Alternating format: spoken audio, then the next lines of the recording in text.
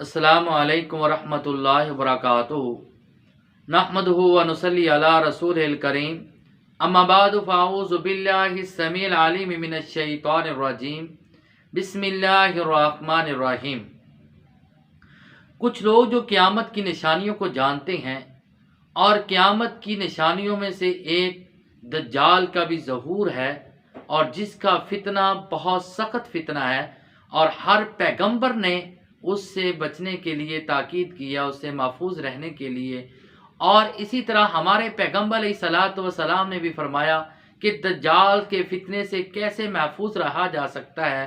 तो नबी अलैहिस्सलातु वस्सलाम की सही मुस्लिम में हदीस है, हदीस नंबर है 809 और हदीस को बयान करने वाले हज़रत अबू दरदा रज़ी अल्लाह तआला अन्हु बयान करते हैं कि रसूलुल्लाह सल्लल्लाहु अलैहि वसल्लम ने फरमाया, जो इंसान सूरतुल काफ की पहली 10 आयात को याद कर लेता है वो दज्जाल के फितने से महफूज रहेगा।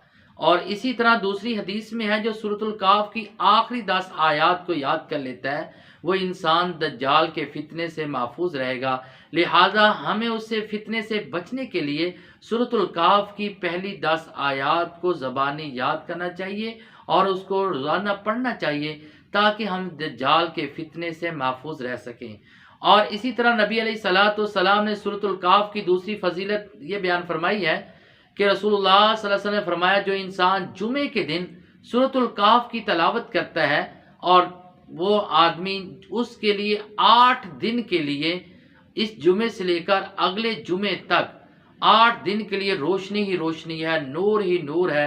तो लिहाजा हमें जुमे के दिन भी सूरतुल काफ की तलावत करनी चाहिए और इसी तरह पहली 10 आयात भी, क्योंकि दज्जाल मक्का और मदीना में दाखिल नहीं हो सकेगा, पैगंबर अलैहिस्सलातु वस्सलाम के शहरों में, बाकी ज़मीन पे रहने वाले तमाम को वो नुकसान पहुंचाएगा।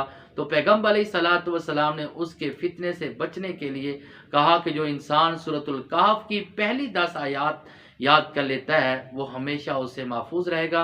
अल्लाह ताला से दुआ कि अल्लाह ताला हमें इनको याद करने की और पढ़ने की तौफीक अता फरमाए। वमा अलैना इल्लल बलागुल मुबीन।